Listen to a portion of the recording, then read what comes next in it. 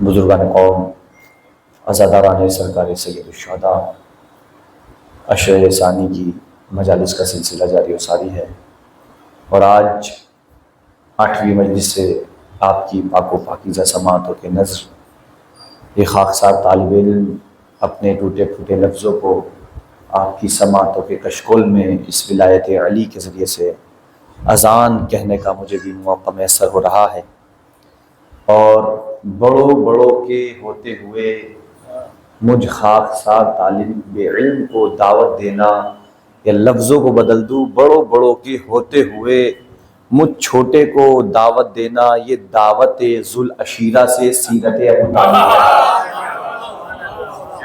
زمانہ بھلے ہی اعتراض کرے، اعتراض کرتا رہے، اعتراض کرتا کرتا اپنی قبر کے جہنم میں چلا جائے، کیونکہ اس کی عادت ہمیشہ سے یہ رہی ہے کہ علی علیہ السلام کے خلاف اپنی زباں دراز کرے، اور وہ دراز کر کے اپنی حقیقت سے خود پردہ اٹھا دیتا ہے۔ چونکہ مولائے کائنات کی محبت کا معیار اور ان سے بغض کا معیار ہمارے سامنے ہے کہ ان سے بغض کون کرتا ہے، ان سے نفرت کون کرتا ہے۔ پیغمبر نے تو اپنے زمانے سے ہی سند دے دی ہے کہ یا علی انتا وشیعتک ہم الفائزون، اللہم صلی علی محمد، اے علی آپ اور آپ کے شیعہ کامیاب ہیں۔ اور عزیزان محترم، جسموں کے مرنے سے انسان کی کامیابی یا ناکامی کا اندازہ نہیں لگایا جاتا، بلکہ اگر کوئی اپنے ہدف میں کامیاب ہو رہا ہے تو اس کو فاتح کہتے ہیں، کوئی اپنے ہدف میں ہار رہا ہے تو اس کو ہارا ہوا کہتے ہیں۔ صلوات پڑھیں حضرت اعلی۔ لوگ بھلے ہی کتنے آپ کے اوپر حرف اعتراض بلند کریں، کیونکہ ان کی عادت بن گئی ہے، اور وہ اعتراض کر کے یہ بتا دیتے ہیں کہ وہ کتنے کمظرف ہیں۔ حدیث کے ذیل میں بول رہا ہوں، لوگ کہتے ہیں کہ مولانا جیسے ہی ماہ عزا کا چاند فلک کے سینے پر نمودار ہوتا ہے، یہ عزادار کہیں بھی ہو، کہیں بھی اپنی تجارت میں مصروف ہو، وہ اس سے یہ کہہ کر کے چھٹی لیتا ہے کہ بھائی مجھے اپنے یہاں اپنے وطن کی عزاداری کو انجام دینا ہے۔ غور کیجئے گا، اگر بات حقیقت ہے تو آپ مجھ سے بالکل جڑ جائیے گا۔ کہا کہ مجھے اپنے وطن عزاداری امام حسین کو کرنا ہے۔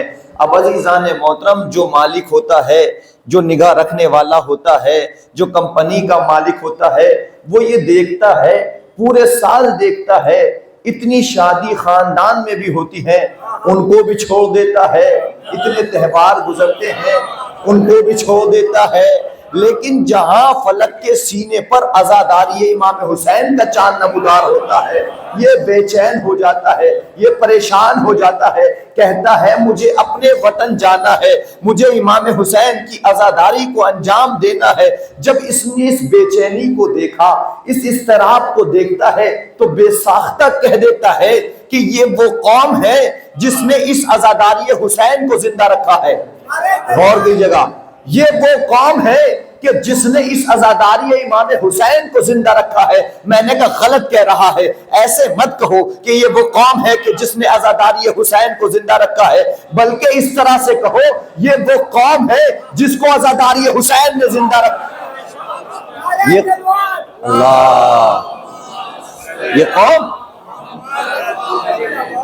یہ قوم وہ قوم نہیں کہ جس نے عزاداری کو باقی رکھا ہے، بلکہ یہ قوم وہ قوم ہے جس کو عزاداری حسین نے باقی رکھا ہے۔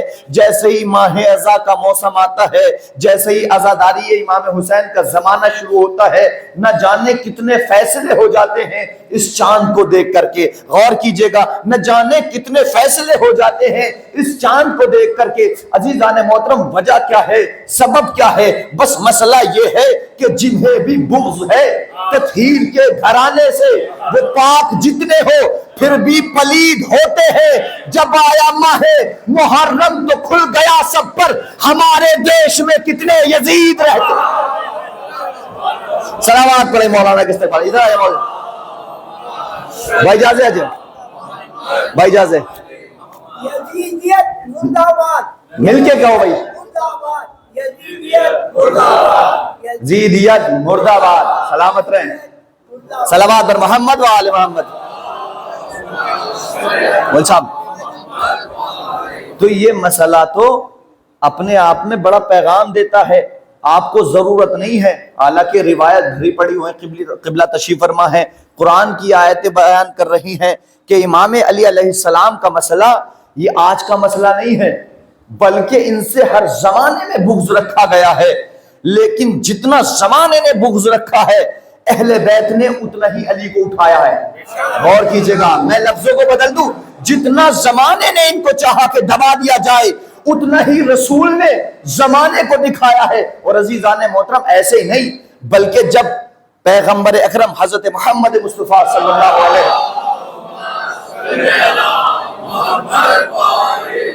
ماحول بنا ہوا ہے کیا کہ آپ جو ہے دین کے لیے کام کر رہے ہیں، کبھی کوئی سی جنگ لڑی جا رہی ہے، کبھی کوئی سی جنگ لڑی جا رہی ہے، ایسے ہی جنگ احد کا معاملہ آیا، جنگ احد کا مسئلہ جب پیش آیا کہ اصحاب و انصار سارے نبی کے ماننے والے اب دشمن اسلام سے لڑ رہے ہیں، اب لڑتے لڑتے شاہ لافتہ کی تلوار ٹوٹ جاتی ہے۔ غور کیجئے گا بھائی، مولائے کائنات کی تلوار ٹوٹ جاتی ہے، رحمت للعالمین کی خدمت میں آتے ہیں، یا رسول اللہ میری تلوار ٹوٹ گئی۔ اب ایک مرتبہ پیغمبر نے کھجور کے درخت سے ٹہنی کو پکڑا، اس کو توڑا، کہا یا علی لیجئے تلوار، یا علی لیجئے تلوار۔ اب عزیزان محترم کوئی اور ہوتا تو کہہ دیتا یا رسول اللہ یہ ٹہنی سے کا کام چلے گا، لیکن وہ جانتے تھے کہ اگر نبی نے کہا ہے تو چلے گا، اگر نبی نے کہا ہے تو چلے گا۔ میرے مولا نے اس درخت کی ٹہنی سے وہ تاریخی جنگ کی ہے، تاریخ بتاتی ہے کہ بہت سو کو واصل جہنم کیا۔ ایک مرتبہ جب وہ ٹہنی بھی ٹوٹ گئی، دوسری پیغمبر نے ٹہنی دی، اس منظر کو اللہ دیکھ رہا تھا۔ اللہ نے جبرائیل سے کہا جبرائیل لو تلوار، جاؤ علی کو جا کر دے دو۔ ایک مرتبہ جب جبرائیل آنے لگے، جبرائیل نے قصیدہ پڑھا، لا فتح الا علی لا سیف الا ذوالفقار، لا فتح الا علی لا سیف الا ذوالفقار۔ زمانہ اس ماحول کو دیکھ رہا تھا، اس منظر کو دیکھ رہا تھا۔ علامہ اقبال نے بے ساختہ کہا کہ شاہ مردہ شیر یزدہ قوت پروردگار، لا فتح الا علی لا سیف الا۔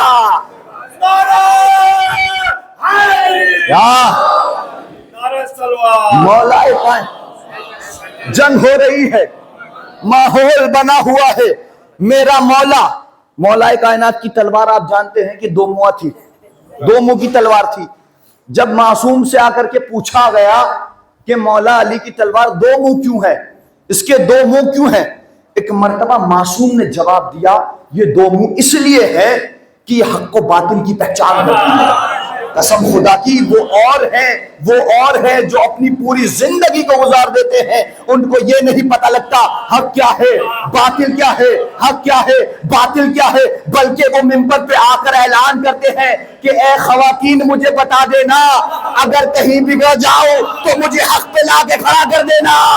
غور کیجئے گا، وہ اور رہبر ہے، وہ اور ہادی ہے، وہ اور لیڈر ہے کہ جو کہتے ہوئے نظر آتے ہیں، لیکن میرا مولا وہ ہے کہ جب منبر پہ آتا ہے تو ایک دعویٰ کرتا ہے سلونی سلونی قبل ان تفقدونی، کہ پوچھ لو جو کچھ پوچھنا ہے۔ عزیزان محترم میرا مولا تلوار سے جنگ کرتا گیا، تلوار سے جنگ کرتا گیا۔ کچھ اپنوں نے ایک اعلان جنگ احد میں کہا، کیا کیا کہ قد قتل محمد مارے گئے، محمد شہید ہو گئے، محمد مارے گئے۔ عزیزان محترم جیسے ہی شاہ لافتہ کے مالک نے اس اعلان کو سنا، ایک مرتبہ سارے مجمع کو چھوڑ کر کے محمد کی تلاش میں نکلا، یا علی یا علی۔ پھر تقابل یہ کرتے ہیں کہ علی ان جیسا ہے، علی ان جیسا ہے، اما علی کا تقابل ان سے نہ کیجیے گا، چونکہ علی اور مزاج کی انسان ہے۔ عزیزان محترم، جیسے ہی اعلان کیا میرا مولا تلاش کرنے لگا پیغمبر کہاں ہے، کیا دیکھا وہ ایک مقام پر گڈھے میں گرے ہوئے ہیں۔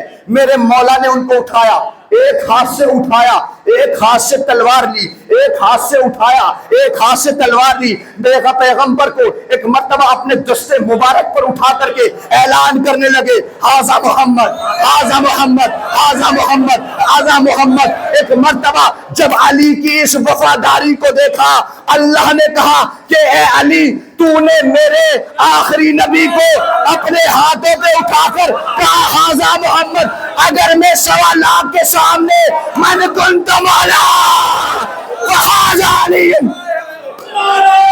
مل گئے۔ اے علی، تو نے جنگ میں میرے نبی کی حفاظت کچھ اس انداز سے کہی، ھذا محمد۔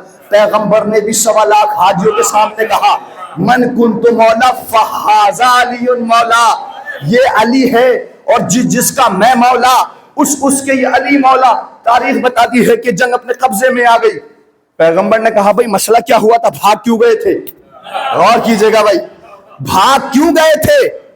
بے ساختہ کہا ہم نے ایک آواز سنی تھی۔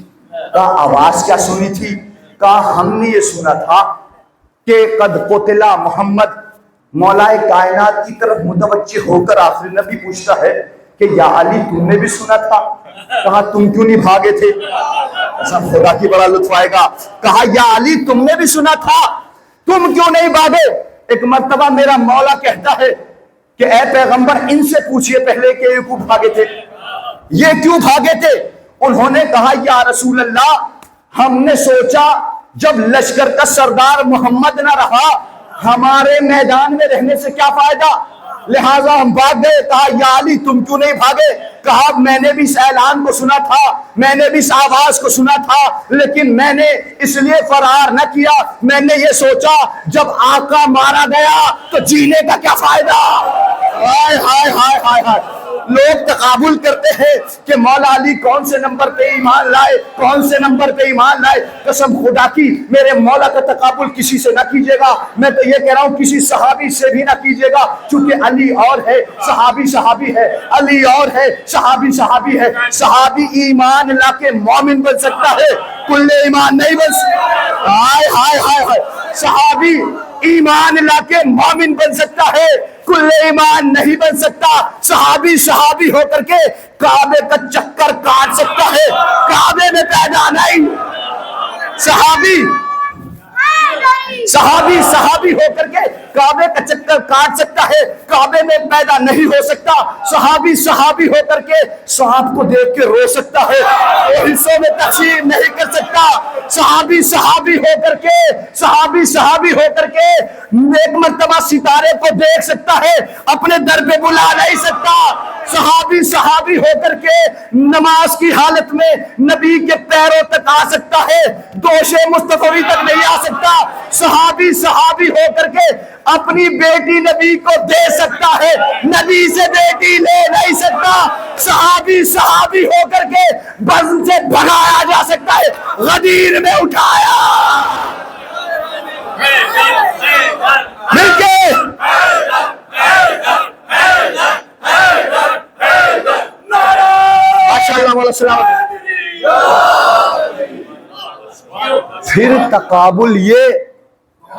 پھر تقابل یہ کہ علی فلاں کے برابر، علی فلاں کے برابر۔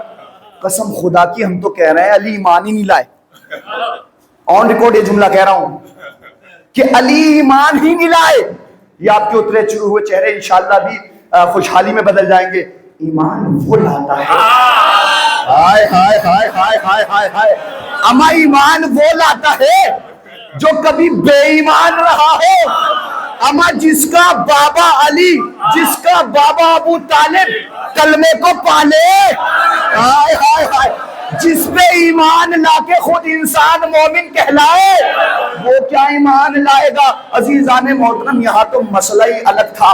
آپ نے سنا کہ مولا کائنات جب اس دنیا میں آئے آتے کے ساتھ ہی 3 دن کی عمر میں 4 صحیفوں کی تلاوت کی. لوگ ایمان پہ گفتگو کرتے ہیں.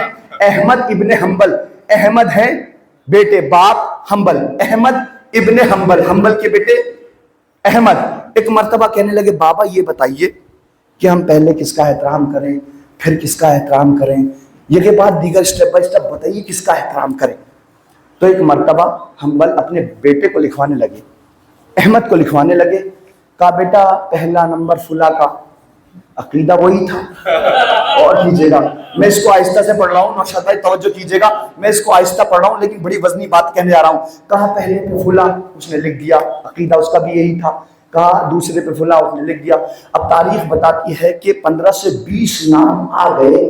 احمد لکھ رہے تھے، حنبل لکھوا رہے تھے، احمد لکھ رہے تھے، حنبل لکھوا رہے تھے. ایک مرتبہ بیٹے کو جلال آ گیا، قلم کو رکھ کے اپنے باپ کی طرف دیکھ کے کہنے لگا بابا کیا علی سے دشمنی کی حد نہیں ہو گئی؟ ہائے ہائے ہائے ہائے ہائے، غور کیجیے گا. بابا کیا علی سے دشمنی کی حد نہیں ہو گئی؟ کہا میں تیرا باپ ہوں تو میرا بیٹا، میں تیرا باپ ہوں تو میرا بیٹا. کہا تیرا سوال کیا تھا؟ کہا سوال یہ تھا کہ یہ بتائیے پہلا کس کا احترام، دوسرا کس کا احترام، تیسرا کس کا احترام. کہا تیرا سوال کیا تھا؟ کہا پہلے کس صحابی کا پھر کس صحابی کا. تیرا سوال صحابی سے متعلق تھا، علی صحابہ بعد میں، اہل بیت پہلے ہیں. علی صحابہ بعد میں ہے، علی صحابہ بعد میں ہے، علی اہل بیت پہلے ہیں. عزیزان محترم مسئلہ الگ ہی ہے، لوگ ان کے ایمان پہ تبصرے کرتے ہیں، یہ اصل الگ ہی مسئلہ تھا. آپ کے بابا کے ایمان کو شکار کیا جاتا ہے کہ آپ کے باپ ایمان لائے تھے کہ نہیں لائے تھے، کہ کیا تھا دعویٰ سلونی کا جس نے ممبر سے کیا تھا، دعویٰ سلونی کا جس نے ممبر سے، اسی کو حفظ تھا قرآن نزول سے پہلے. نہ جانے کیسا وہ کافر تھا جس کے بیٹے نے کلام پاک سنایا رسول سے پہلے. نہ جانے کیسا وہ. صلوات پڑھیں میرے آل محمد پر.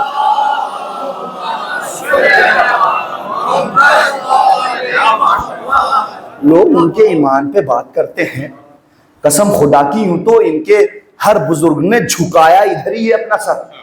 کیونکہ جانتے ہیں آپ نے ایک بڑا نام سنا ہوگا نادر شاہ کا، اس نے ہندوستان پہ بھی حملہ کیا تھا. اور آج بھی آپ جائیں تو امام رضا علیہ السلام کے حرم مبارک صلوات کریں. ان کے آج میوزیم میں جو ہے کچھ ہندوستان کا جو وہ لوٹ کے لے گیا تھا وہ آج بھی وہاں موجود ہے. تو عزیزان محترم جب یہ پہلی مرتبہ امام رضا علیہ السلام کے حرم مبارک کی طرف اس نے نگاہ کی تھی، گنبد کی طرف نگاہ کی، تو اس کے اوپر روب طاری ہوا. اس نے پوچھا کون ہے؟ کہا یہ فرزند رسول ہیں. کہا نام کیا ہے؟ کہا نام ان کا علی رضا ہے. غور کیجئے گا کیا نام ہے ان کا؟ علی رضا. قسم خدا کی پیغمبر نے بھی پتہ نہیں کیا سوچ کر کے کس تدبیر سے کہا تھا اولنا محمد اوسطنا محمد آخرنا محمد وکلنا محمد. قسم خدا کی اگر پیغمبر یہ کہتے تھے اولنا علی اوسطنا علی آخرنا علی وکلنا علی، میں اگر جوڑ کر کے ادب سے جوڑ کر کے میں پیغمبر کی خدمت میں سوال کروں یا رسول اللہ آپ یہ کہہ دیتے، اگر اس زمانے میں پیغمبر ایسے لوگوں کو دیکھیں آپ جیسے نہیں مخالفین علی کو دیکھیں، اگر میں کہوں گا یا رسول اللہ آپ یہ کہہ دیتے میرا پہلا بھی علی، میرا اوسط بھی علی، میرا آخر بھی علی، میرا کل کے کل علی. عجب نہیں پیغمبر جواب دے کہ ان سے ایک علی ہضم نہیں ہو رہا. یا علی یا علی یا علی، ان سے ایک علی ہضم نہیں ہو رہا تو ان سے 12 14 علی کیسے ہضم ہوتے؟ آخر وجہ کیا ہے؟ آخر سبب کیا ہے؟ کہا بس مسئلہ یہ ہے کہ انہوں نے یہ چاہا کہ علی کو دبائیں اپنوں کو اٹھائیں، علی کو دبائیں اپنوں کو اٹھائیں. حد یہ ہو گئی علی کے لقب چرائے گئے، علی کے لقب چرائے گئے، علی کے لقب چرائے گئے. صدیق کس کا لقب تھا؟ غنی کس کا لقب تھا؟ غنی کس کا لقب تھا؟ عزیزان محترم صحیح بخاری بڑی معتبر کتاب ہے ان کے نزدیک. جب ان سے پوچھا گیا کہ علی کی عظمت کے بارے میں پیغمبر نے کتنی حدیثیں بیان کی، آپ جا کر کے دیکھ لیں، صرف 3 حدیثیں بیان کری انہوں نے. پتہ نہیں 3 سے کتنی محبت تھی لوگوں. غور کیجئے گا، 23,000 روایت میں ہے کہ پیغمبر نے 23,000 قبلہ حدیثیں بیان کی ہیں مولا کائنات کی فضیلت کے حوالے سے، اور لکھی کتنی؟ صرف 3 حدیثیں.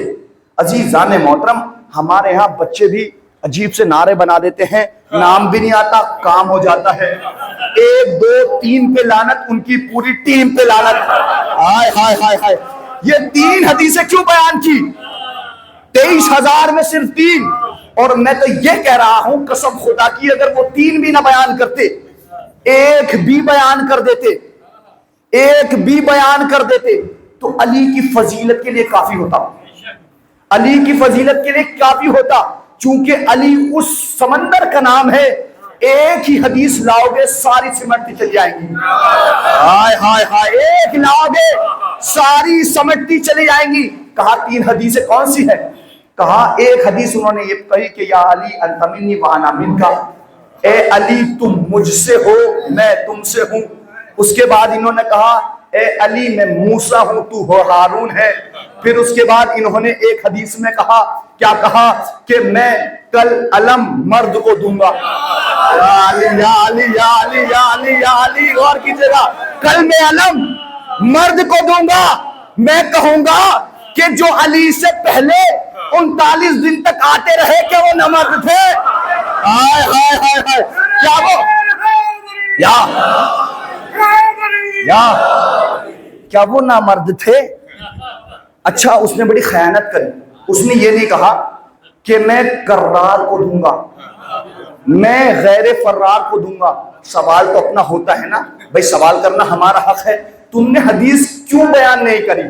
کہا شاید اس لیے انہوں نے یہ بیان نہیں کی، شاید اپنے بزرگ بھاگنے والوں کا نام نہ یاد آ جائے.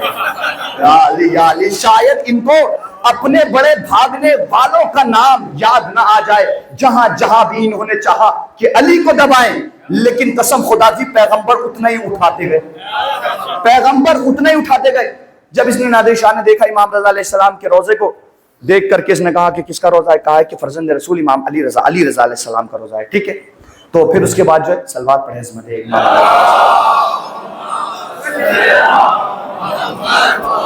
کا امام کا روزہ ہے. کہا کہ ہاں چلو اندر چلا جائے. ارے ایسے ہی چلے جاؤ، تم تو بادشاہ ہو. اس نے المختصر یہ کہ وہ زیارت کرنے گیا، اور اس نے کہا، خود اس کے لفظ ہیں کہ میرے اوپر روب طاری ہوا جب میں مولا رضا کے روزے پہ گیا. جو جا چکے ہیں قسم خدا کی ان کی قسمت ہے، اور جو نہیں جاتے میں ان کو اس ممبر کی بلند سی دعا دیتا ہوں کہ پروردگار عالم سب کو مولا رضا علیہ السلام کی دہلیز پہ اپنا سر جھکانے کی توفیق عطا فرمائے. انشاءاللہ اس دعا کی قبولیت کے لیے بآواز بلند صلوات پڑھیں.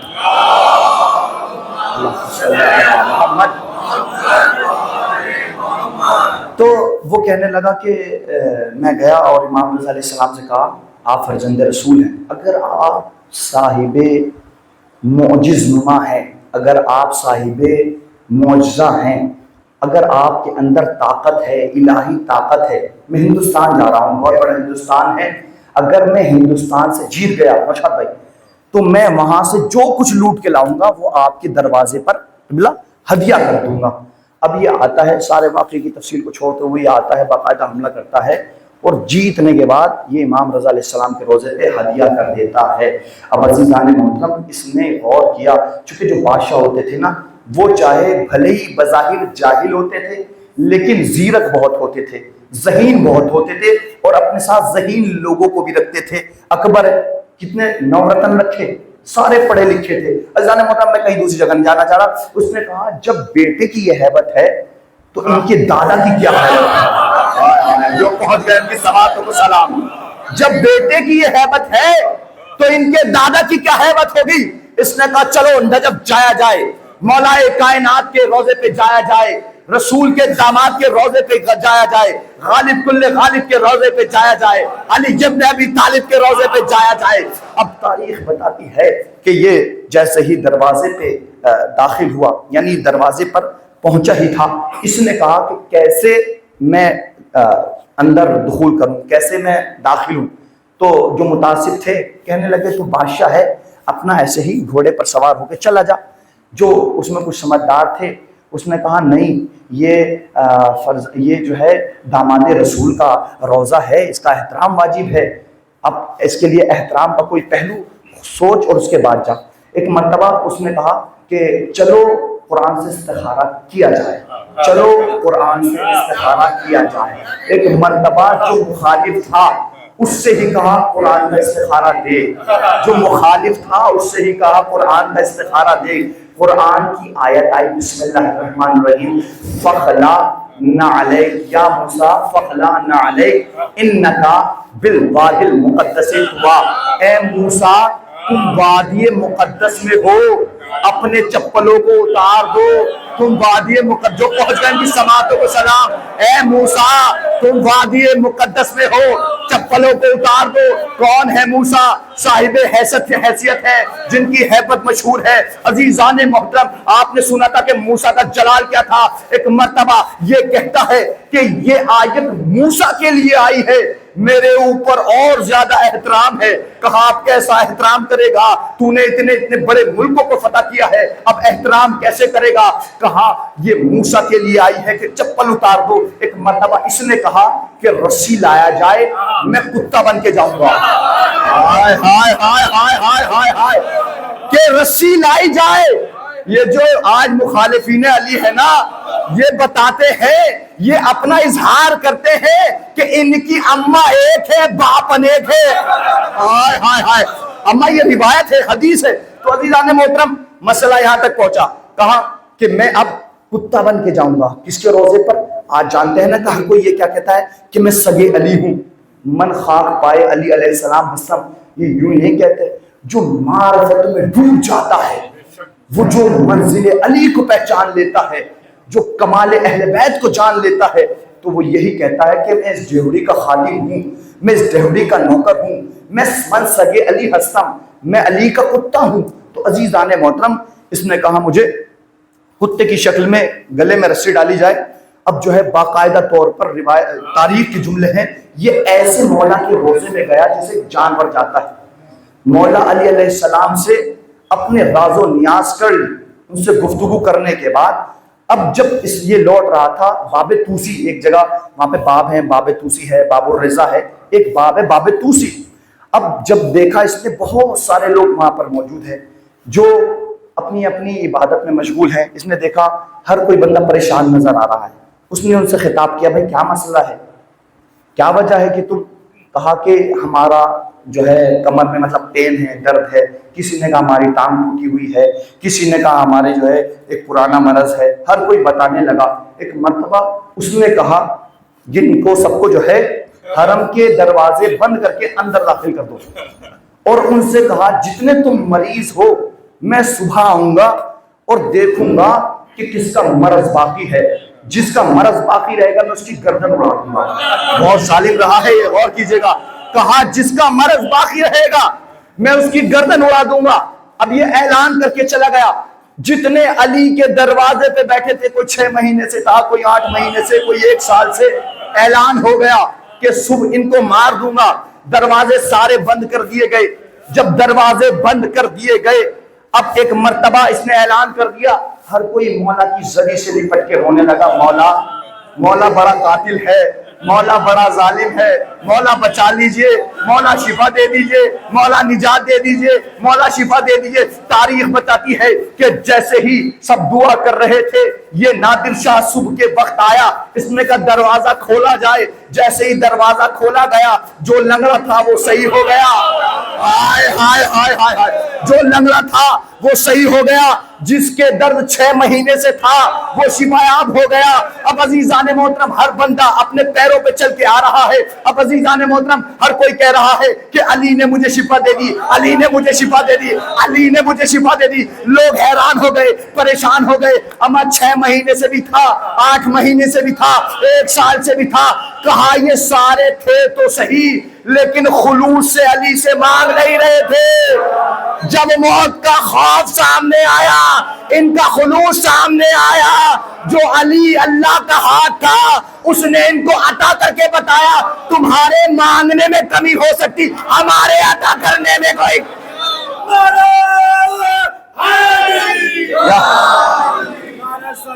ہمارے مولا سلامت رکھے. اہل بیت سے مانگنے میں کمی ہو سکتی ہے، ان کے عطا کرنے میں. اما یہ در تو ایسا ہے کہ غیروں کو خالی ہاتھ نہیں جانے دیتے، تو ہما اور شما کی کیا حیثیت ہے؟ ایک سلوات پڑھیں محمد علیہ.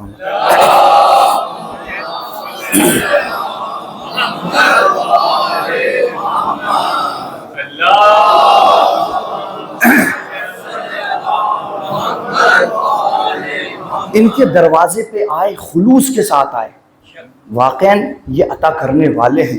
کتنے نہ جانے معجزات ہیں. قبلہ ساتھی تھے ایران میں. آپ جانتے ہیں کہ وہاں پر امام رضا علیہ السلام کے ایک باب کا نام ہے باب الشفا. معرفت بھی اسی در سے ذکر ہونی چاہیے. اگر انسان خلوص نیت کے ساتھ جائے تو یقین جانے کہ وہ خالی ہاتھ لوٹ ہی نہیں سکتا، چونکہ یہ وہ دروازہ ہے کہ اگر کھانے کے لیے کوئی کھانا مانگتا ہے تو یہ پوری اونٹوں کی قطار دے دیا کرتا ہے. نا نا نا نا نا نا واضح نہیں کر پایا شاید. یہ ایسا دروازہ ہے کہ حاتم طائی کی سخاوت ان کے سامنے بھیک مانگتی ہوئی نظر آتی ہے. یہ ایسا دروازہ ہے، قسم خدا کی بھاری جملہ کہا تھا جنہوں نے واقعہ ان کے وہاں پہ میں واقع کہتا ہوں. کیوں؟ اس لیے چونکہ یہ وہ دروازہ ہے کہ جہاں پر حاتم طائی کی سخاوت بھیک مانگتی نظر آتی ہے. لیکن طریقے سے مانگے، سلیقے سے مانگے، خلوص کے ساتھ مانگے. عزیزان محترم، یہاں پہ کسی طرح سے کوئی کمی نہیں ہے، لیکن اپنا مزاج بوزری بنا کے آؤ، اپنا کردار قمبری بنا کے آؤ، تو عزیزان محترم آپ کے کردار میں تبدیلی تبھی آئے گی جب آپ خلوص نیت کے ساتھ آئیں گے، آپ جھک کر کے آئیں گے. لیکن اگر بغض لے کر آئیں گے، قسم خدا کی کوئی کامیاب نہیں ہو سکتا. کیوں؟ اس لیے یہاں کا تو مزاج، یہاں کا معیار ہی یہ ہے کہ ان سے محبت کرو گے تو کامیاب رہو گے، اور نہ صرف اس دنیا میں بلکہ آخرت میں بھی کامیاب رہو گے. صلوات پڑھیں سید عالم محمد.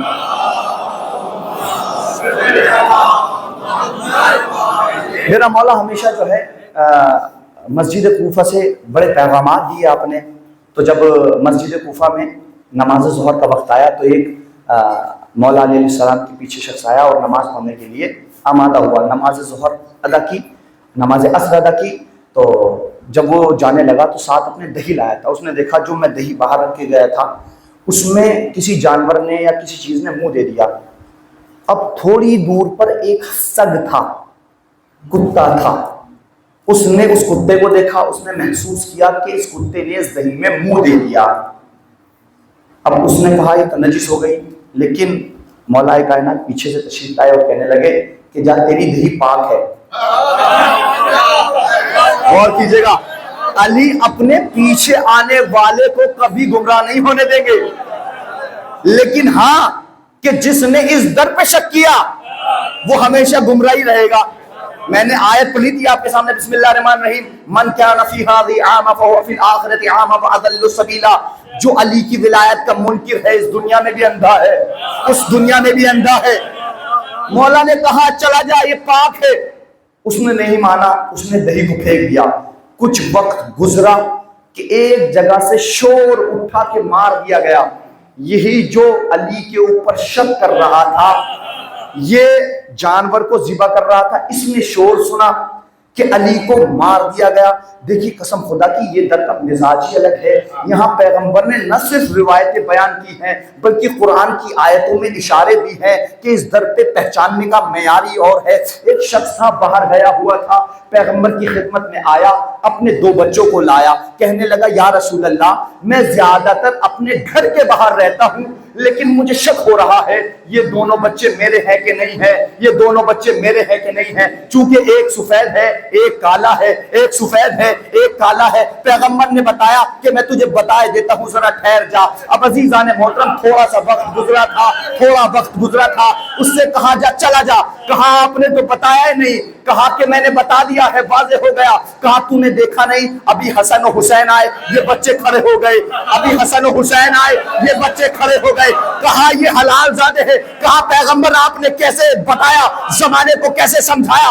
کہا جو معصومین کا احترام کرتا ہے وہ حلال زادہ جو ان کی مخالفت حرام زادہ ہے. مل کے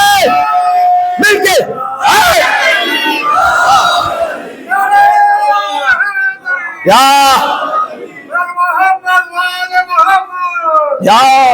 ماشاء اللہ جو ان کی مخالفت کرتا ہے. اچھا لوگ ابھی بات کر رہے تھے مولانا یہ بتائیے نعرہ حیدری آیا کہاں سے؟ میں نے بتایا تھا کہ نعرہ حیدری جو ہے بہت سارے فیصلے کرنے والا ہے. یہ ایمان کا بھی پتہ دیتا ہے, یہ نسلوں کا بھی پتہ دیتا ہے, یہ خون کی طہارت کا پتہ دیتا ہے. یہ نعرہ ہم نے اپنی ایجاد سے نہیں کیا. جب رسول کے اوپر مصیبت آئی تھی نا, یا علی یا علی یا علی, جب رسول کے اوپر مصیبت آئی تھی تو نبیوں کے سلطان نے پکارا تھا نادے علی مظہر لگائے, یعنی پیغمبر نے سنت بنا دی کہ جب تمہارے اوپر مشکل آئے تو مشکل کشا علی کو پکار لینا. تو ہم یہ نعرہ لگا کے بتاتے ہیں یہ ہماری ایجاد نہیں بلکہ نبی کی ایجاد ہے جو ہم اپنا رہے ہیں. یا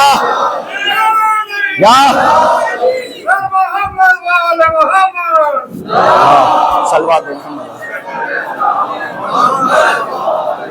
یہ نعرہ آدم کا نعرہ, قسم خدا کی یہ نعرہ نوح کا نعرہ, یہ نعرہ ابراہیم کا نعرہ, یہ نعرہ اسماعیل کا نعرہ, یہ نعرہ ابراہیم کا نعرہ, یہ نعرہ اسماعیل کا نعرہ, یہ نعرہ یعقوب کا نعرہ, یہ نعرہ یوسف کا نعرہ, یہ نعرہ یعقوب کا نعرہ. عزیزان محترم لوگ پوچھتے ہیں جب قرآن کی آیت پڑھتے ہیں لوگ حیران ہو جاتے ہیں, سمجھ نہیں پاتے. میں نے کہا کہ اہل بیت کے بغیر کوئی آیت تم سمجھ ہی نہیں سکتے, پہلے بیت کے بغیر کوئی آیت تم سمجھ ہی نہیں سکتے. جب قرآن کی آیت آئی, بہت ساری آیت آئی, لوگوں کو سمجھ میں نہیں آ رہی تھی. زمانہ پراشور تھا, سلام کا مسئلہ چھڑا کہ ہم سلام کس کو کریں کس کو نہ کریں, کس کے سلام کا جواب دے کس کے سلام کا جواب نہ دے. عزیزان محترم پیغمبر نے ایک آیت زمانے کو سنائی کہ جو اللہ کی آیت پر یقین رکھے اس کو سلام کرو, جو اللہ کی آیت پر یقین نہ رکھے اس کو سلام نہ کرو, جو اللہ کی آیت پر یقین رکھے اس کو سلام کرو. میں قرآن سے پڑھ رہا ہوں سنیے گا, جو اللہ کی آیت پر یقین رکھے اس کو سلام کرو.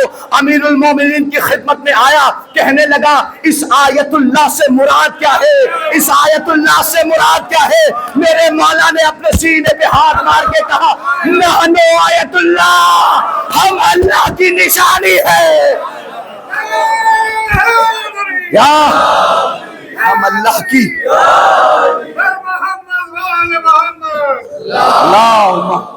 ہم اللہ کی مگر زیر ہو گیا, واہ میں نے علی کا نام لیا ڈھیر ہو گیا. کیا بات ہے, تاثیر ایسی علی مولا کے نام میں جس نے لیا خدا کی قسم شیر ہو گیا. نعرے حیدری,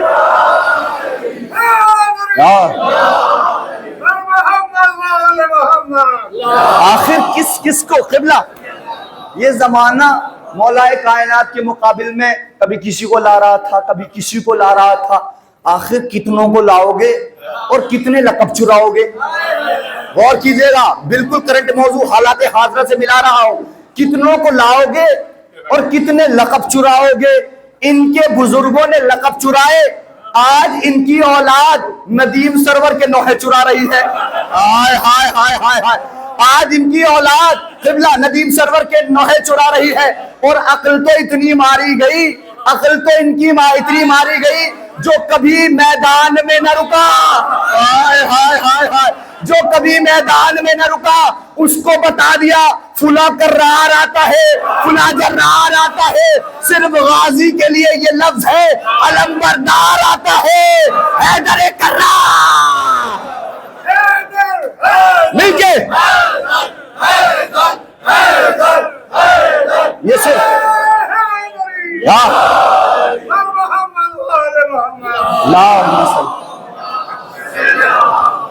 کچھ چیزیں ایسی تھی کہ ان کی چرائی گئی اور کسی کو دی گئی, لیکن کوئی کسی کے لقب کو چرا کر کے صاحب کردار نہیں ہو سکتا.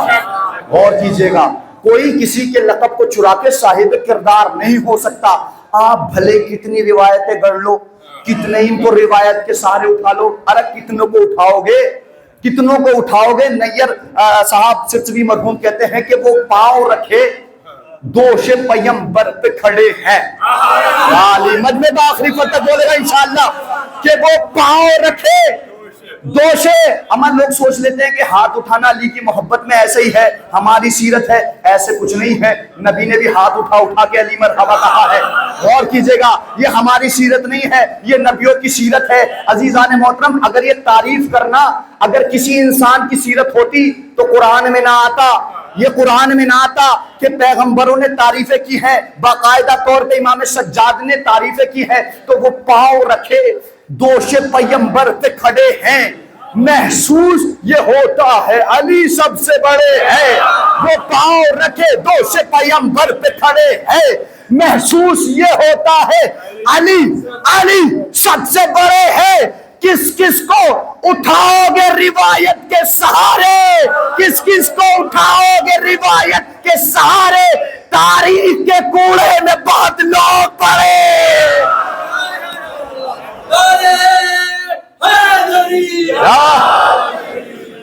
کس کس کو مل کے کس کس کو اٹھاؤ لا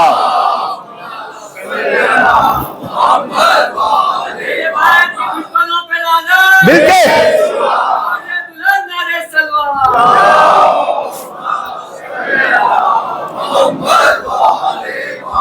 کس کس کو اٹھاؤ گے روایت کے سہارے. تاریخ کے کوڑے میں بہت لوگ پڑے ہیں. عزیزان محترم, ہمارے ہاں غربت ہو سکتی ہے لیکن ہمارے ہاں دامن اہل بیت میں کسی طرح سے کوئی گناہ کا دھبا نہیں پایا جا سکتا. اور ہم وہ لوگ ہیں کہ جو ہم اپنے رہبروں کے نام میدان میں لیتے ہیں. غور کیجئے گا, غور کیجئے, قسم خدا کی, چونکہ ہمیں شرم نہیں آتی اس ممبر کے تقدس کا خیال ہے, ورنہ میں ابھی دوسرے والے کی ایسی پول کھول سکتا ہوں کہ آپ کو شرم آ سکتی ہے, لیکن میں اس ممبر کا احترام جانتا ہوں. قسم خدا کی, ہمارے بزرگ وہ ہیں کہ جن کے شجروں کا نام پتا ہے, جن کے باپ کا نام بتا سکتے ہیں, جن کے دادا کا نام بتا سکتے ہیں, جن کے نانا کا نام بتا سکتے ہیں. چونکہ یہاں طہارت ہی طہارت ہے, اور ہمارا اعلان اس لیے ہے, ہم جو مجلس کرتے ہیں, ہم جو جلوس نکالتے ہیں, زمانے کو پیغام دے دیتے ہیں کہ تمہارے رہبر, تمہارے لیڈر, تمہارے رہرو وہ ہیں کہ جو بند کمرے میں تیار ہوتے ہیں. ہمارا لیڈر وہ ہے جو غدیر کے میدان. ہمارے لیڈر بند کمروں سے نہیں لیے گئے, ہمارے رہبر غدیر کے میدان سے لیے گئے ہیں. ہمیں شرم نہیں آتی کہ ہم اپنے لیڈروں کا نام لیں. کیوں؟ اس لیے ہم تو شجرہ بتانے کو تیار ہیں. آپ جانتے ہیں کہ جب مولا کائنات سے امام حسن علیہ السلام سے بھی کہا گیا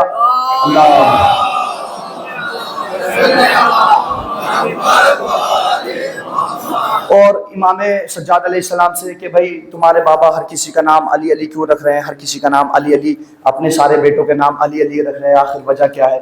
قسم خدا کی, یہاں ہم اپنے مولا کے نام کا, ان کے دادا کا, ان کے نانا کا, سب کا نام بتانے کے لیے تیار ہیں.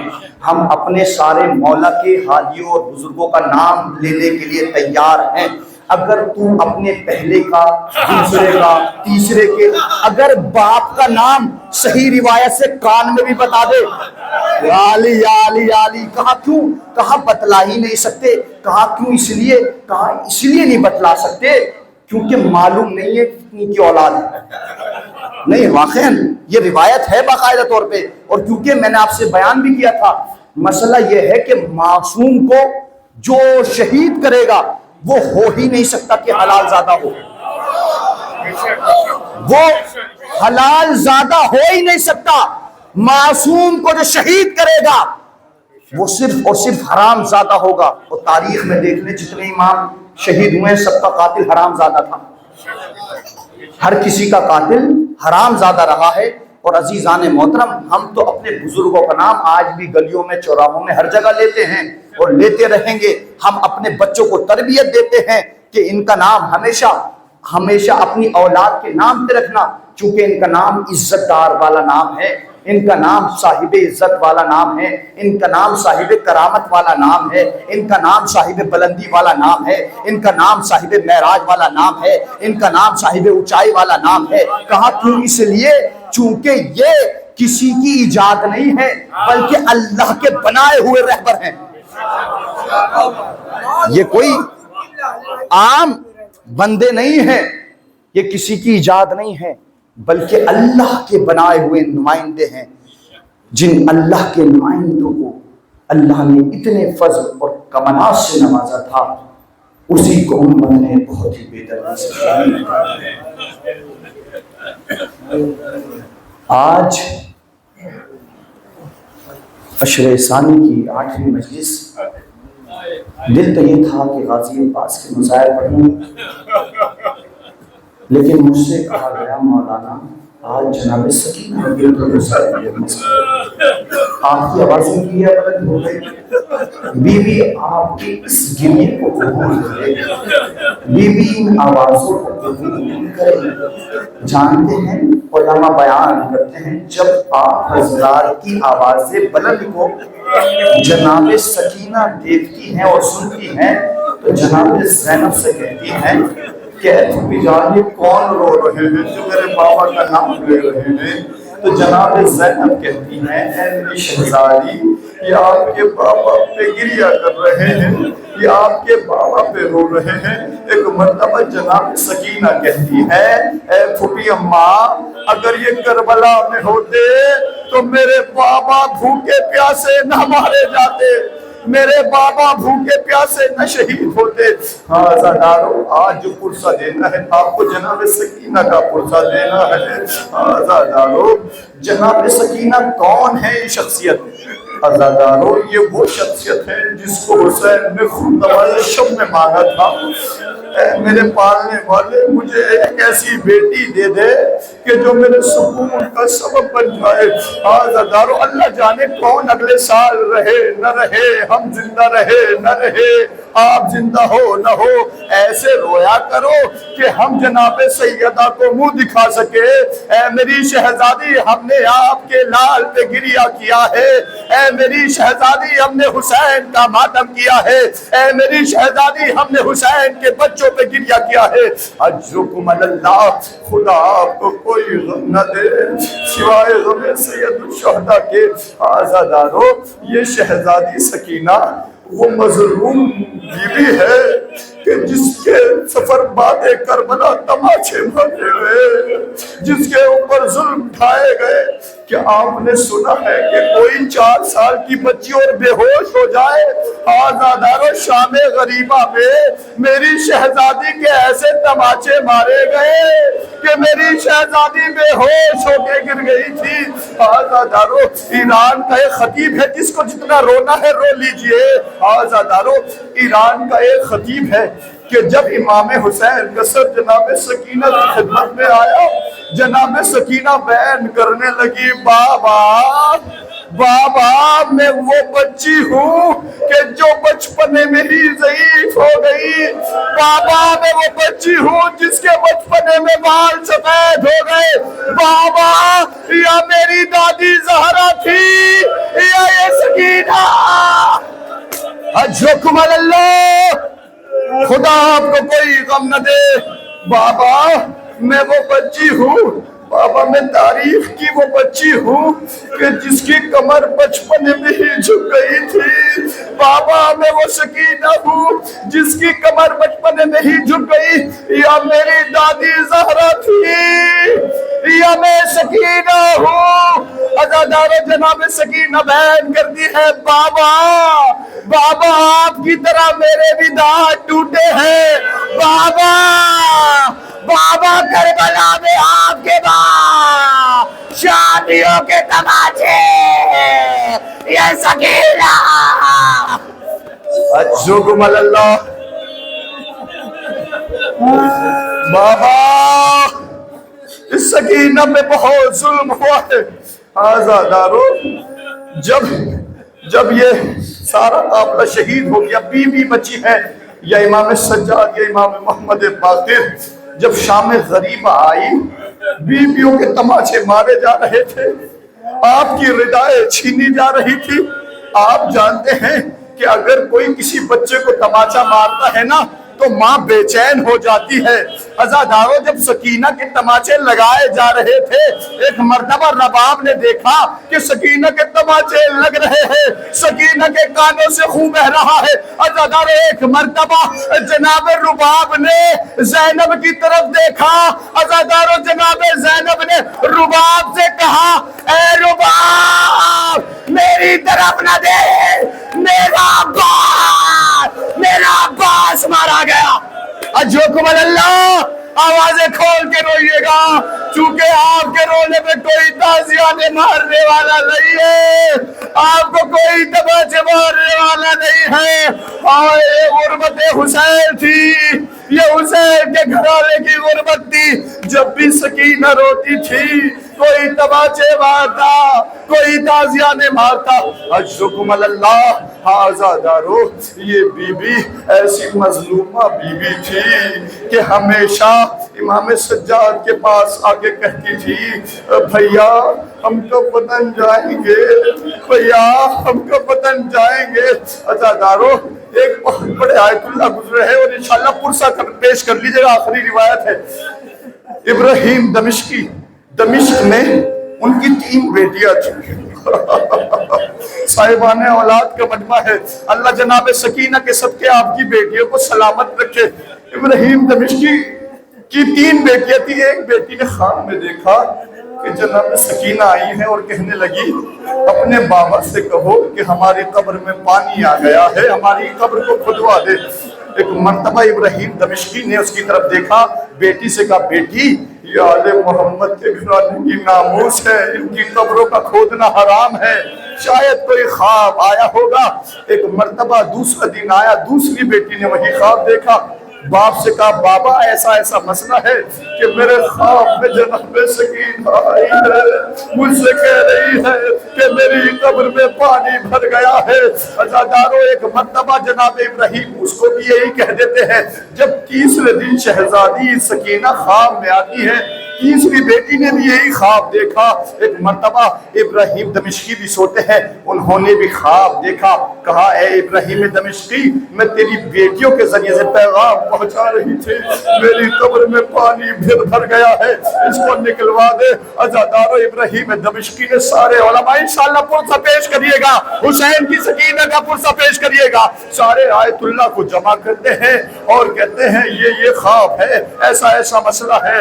عزادارو قبر کھودی جانے لگی, جیسے ہی پھٹا ہوا کرتا دکھائی دیا ابراہیم دمشقی نے کہا چلے جاؤ یہ حسین کی بیٹی ہے, چلے جاؤ. عزاداروں سارے چلے گئے. جیسے ابراہیم دمشقی نے اب شہزادی سکینہ کو اٹھایا, ان کا کرتا دیکھا, عزاداروں اپنا سر و سینہ پیٹ کے کہنے لگے آئے سکینہ, یہ غربت سکینہ, آج بھی سکینہ کے کان چھنے ہوئے تھے, کانوں سے لہو بہ رہا تھا, وہی کرتا جس میں تازیانے مارے.